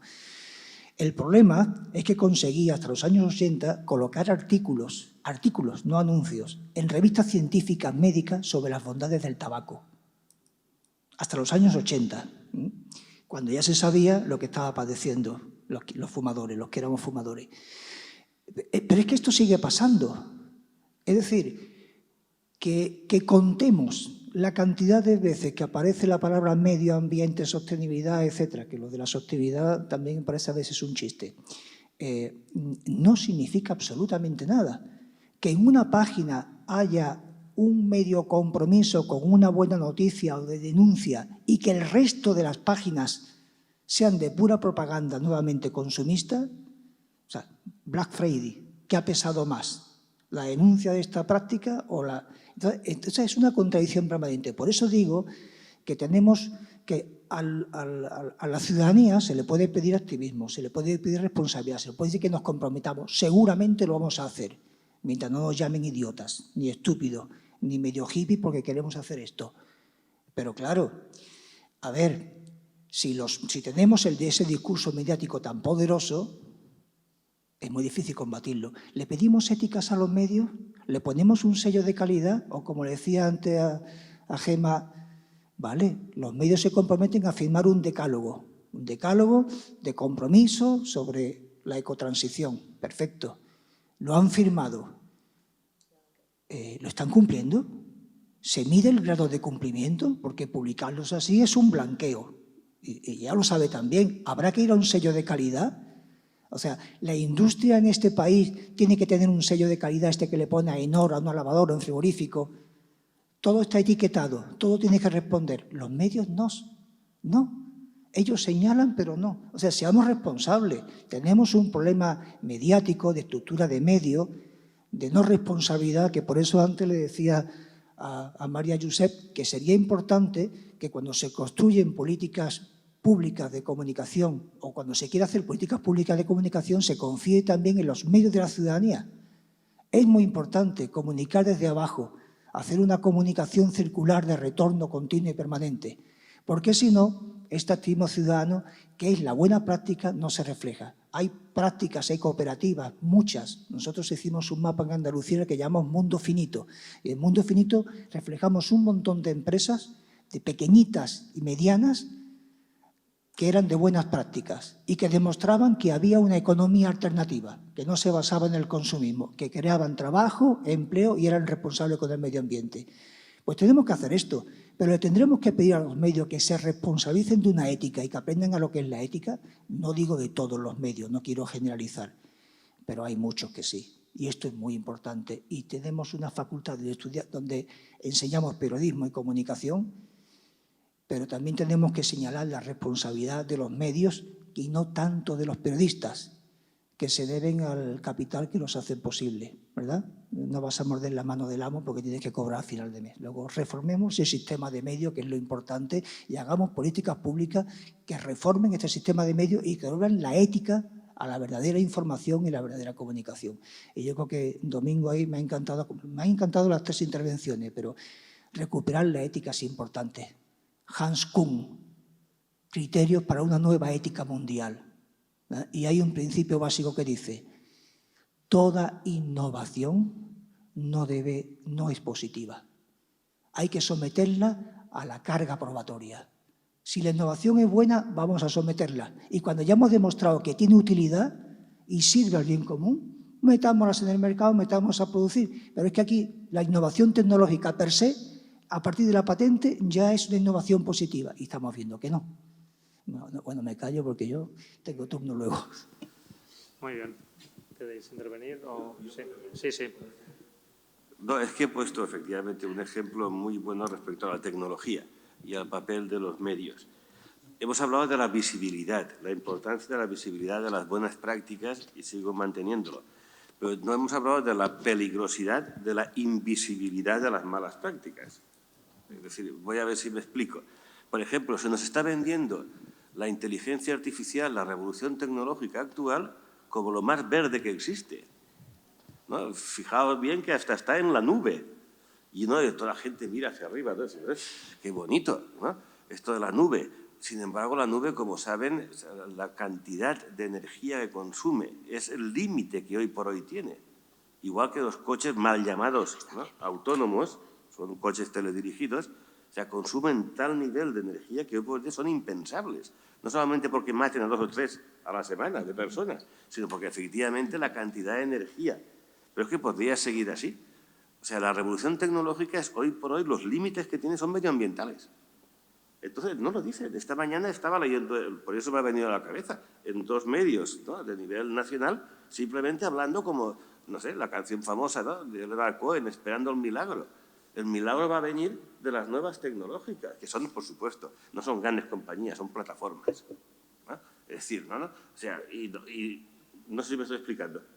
Es decir, esa invisibilidad es muy peligrosa, porque efectivamente la solución, como tú estabas diciendo bien, no está en una tecnología de por sí, sino vemos qué tipo de tecnología y, por ejemplo, que empiecen ya.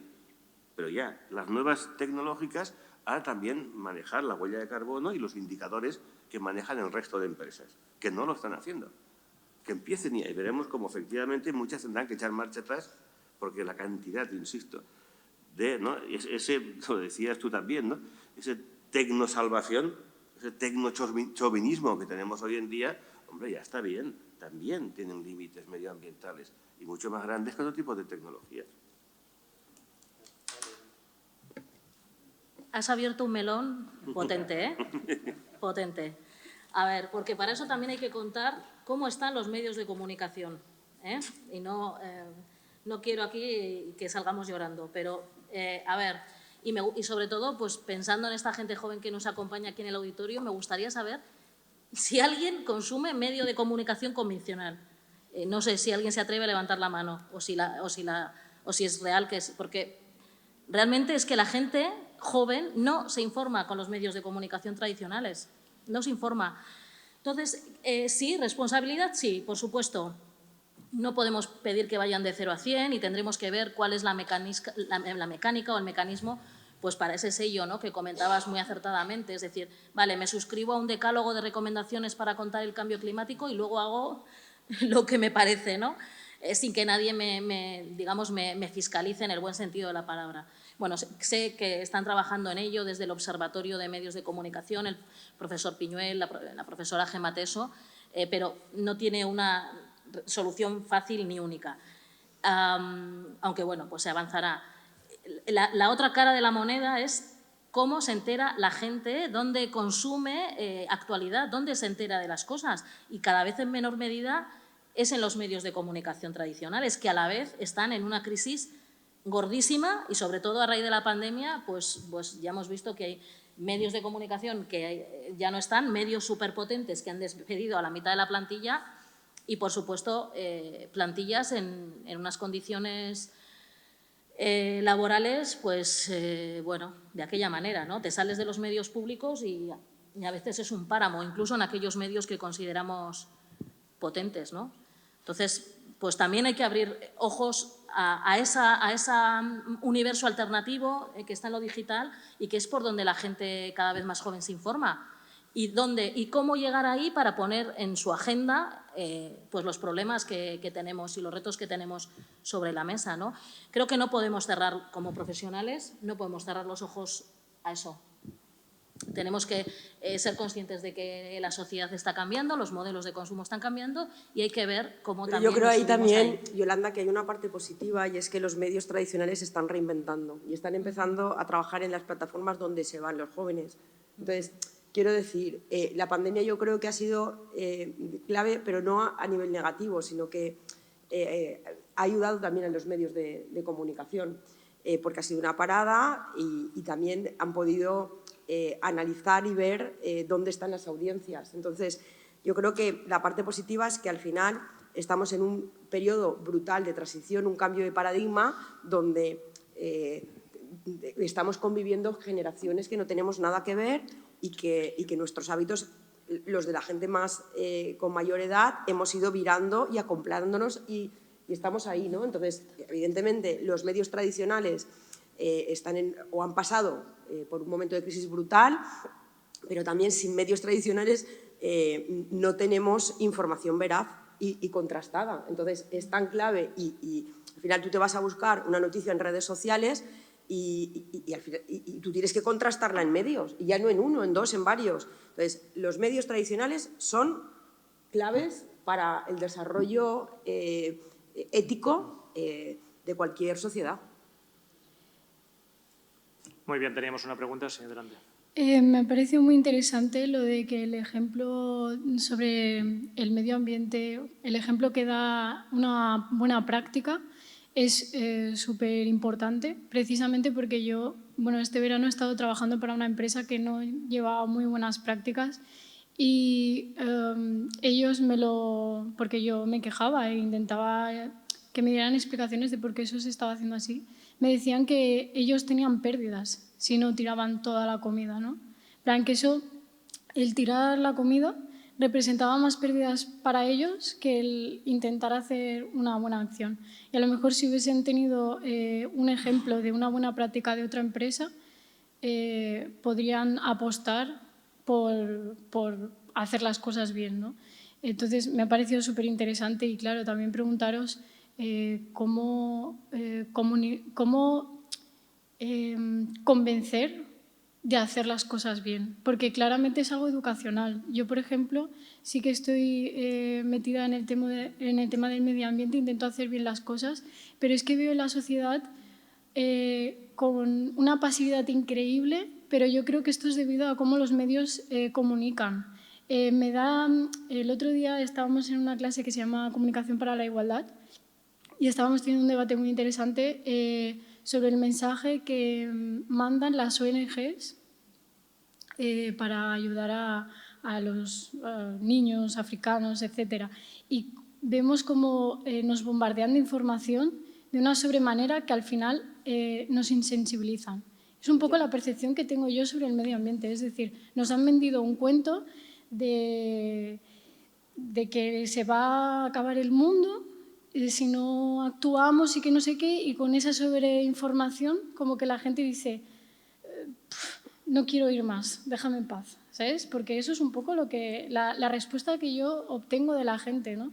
Yo intento dar ejemplo y demás y creo que en parte a alguien le habré impactado y de hecho yo también no soy la que mejor prácticas hace, quiero decir, también tengo un referente, ¿no?, a seguir y lo intento, pero claro, como el sistema funciona de una manera, ese sistema, aparte, las empresas que lo sustentan, etcétera, no creen en las buenas prácticas, es un poco un pescadito que se muerde la cola. Yo como persona que sí que estoy comprometida con el medio ambiente no puedo escapar de comprar en el fast fashion, o sea, bueno, lo intento con productos de segunda mano, pero siempre termino cayendo, porque es que te lo dan en bandeja de plata. Quiero decir, una cosa asequible económicamente para personas que no se pueden permitir aquí una pasada de dinero, ¿sabes? Quieras o no lo acabas haciendo, ¿no? Intentar reducir el plástico que consumes es una buena práctica, pero al final siempre está el intento hacerlo bien, pero nunca lo consigo, ¿no? Que también lleva un poco a la frustración. Y no sé, yo como comunicadora intentaré, o sea, como futura comunicadora, me gustaría intentar cambiar un poco el relato de salvar al mundo, como el de salvar a África. No tenemos que salvar nada, tenemos que cuidar lo que tenemos un poco.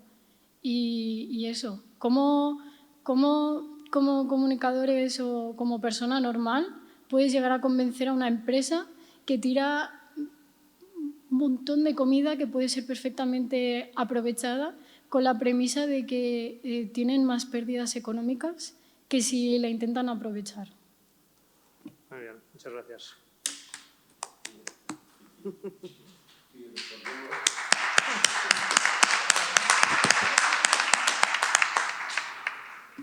Dado un poco el tiempo, ¿no?, responder rápidamente, o sea, ¿por qué hacer las cosas bien? Normalmente trabajamos con la teoría de las 3 Cs tan famosas, ¿no? ¿Por qué hacer las cosas bien? Tenemos 3 tipos de motivaciones. Se pueden hacer las cosas bien por coacción, que es la coacción jurídica o la coacción del mercado.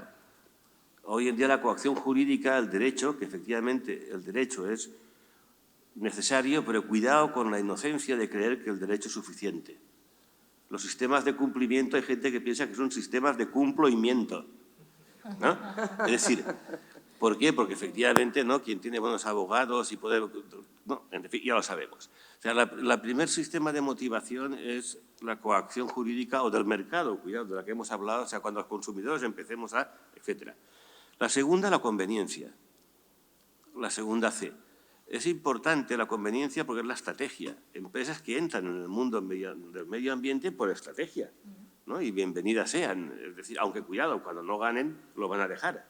Pero por lo menos... Y la tercera, el C, es por compromiso. El compromiso no es estar obligado, es sentirse obligado. Cuando estás obligado desde fuera. El compromiso es estar obligado, es sentirse obligado. Lo que quiero decir con esta explicación es que nunca hay una y que descarte a las dos. La motivación humana es una mezcla de las tres. Eso es lo que hay que tener claro. O sea, tenemos que trabajar en las tres vertientes al mismo tiempo. Si entendemos que la responsabilidad medioambiental es un pasivo, no vamos a hacer nada. Fíjate la frase que más investigamos en el 2008. Empresarios, apuesto por la ecología. Apuesto por la ecología. Pero, el famoso pero, hay que tener en cuenta los objetivos de la empresa. Oiga, ¿cuáles son los objetivos de la empresa? Mientras no rompamos el cliché que el objetivo de la empresa es ganar dinero, estamos perdidos. El objetivo de la empresa no es ganar dinero, es el motor de la empresa. El objetivo es distribuir el valor compartido. En ese valor compartido está el medio ambiente. Por lo tanto, no hay que ver, aquí está la ética y aquí está la empresa. A ver cómo lo juntamos. No, oiga, no. La ética y la empresa están juntas siempre. Es saber cómo ampliamos la intersección. Pero eso es muy difícil. Yo llevo 34 años y no lo he conseguido, o sea que poco a poco. Pero has avanzado mucho, Domingo. Tengo que decirte que también hemos avanzado mucho. Hemos avanzado, pero sí, poco a poco. Sí, bueno, has dicho dos cosas muy interesantes. Bueno, todo ha sido súper interesante, pero dos cosas que a mí me parecen de especial interés. La primera, que efectivamente esto no va de salvar el planeta. Esto va de nosotros como especie. El planeta, como decía, la naturaleza lo arreglará, ¿no? O sea, realmente no va de salvar el planeta, tienes toda la razón. Y la segunda cuestión me parece que es muy importante y que tiene que ver con esa ecofatiga, con esa ecoparálisis. Ponemos tanto énfasis en contar de una manera a veces también catastrofista las consecuencias de la emergencia climática, que eso lleva a veces a la gente, a mí también, a decir, ojo, pues chico, tiro la toalla. ¿Para qué? Si ya no hay remedio, ¿no? Y precisamente lo que creo que hay que hacer es, y que bien apuntaba el profesor Domingo Marzal, contar también las buenas prácticas, contar las soluciones, poner el foco en qué se está haciendo, qué se puede hacer, porque tenemos que creer que es posible cambiarlo. Si no, está todo perdido y no, me niego. Tenemos que creer que es posible hacerlo. Lo que pasa que, bueno, es verdad que es incómodo y que eso nos va a requerir sacrificios, pero es posible. Y para no quedarnos paralizados hay que poner el foco también en lo que se está haciendo. Bueno, me ha encantado tu intervención, me he quedado con un mensaje clarísimo, ¿no? Que al final es que no hay que, lo que decía, nos hemos quedado yo creo que con ese mensaje, no hay que salvar el mundo, sino que hay que cuidarlo. Y me recojo un mensaje que para aplicar a los clientes sobre todo, y es que al final, si no nos ponemos en el punto de vista de cómo se recibe la información o la comunicación o las campañas publicitarias, cualquier acción que sale de las empresas, si no ponemos el foco en cómo lo recibís el público objetivo, ¿no? En este caso estamos hablando de gente joven, lo estamos haciendo mal, ¿no? Entonces, es curioso que las ONGs que lo que buscan es activar, pues al final lo que están haciendo es que la gente pase, ¿no? Que los jóvenes paséis. Me quedo ese mensaje porque me parece súper interesante para estudiarlo. Y al final es huir del catastrofismo. Yo creo que lo que hay que hacer es igual mostrar todo lo que se puede hacer cuando te sumas a una causa, ¿no? O todo lo que o sea, mostrar el final, ¿no? El lugar de la situación actual y es, oye, pues €1 de participación tuya o que te sumes a una acción lleva a no sé cuántas cosas positivas, ¿no? Pues eso hay que analizarlo y me ha gustado mucho tu intervención. Muy bien, muchas gracias. ¿Alguna pregunta más? Bueno, pues estamos en tiempo. Gracias a los ponentes por su exposición y a todos los participantes. Gracias.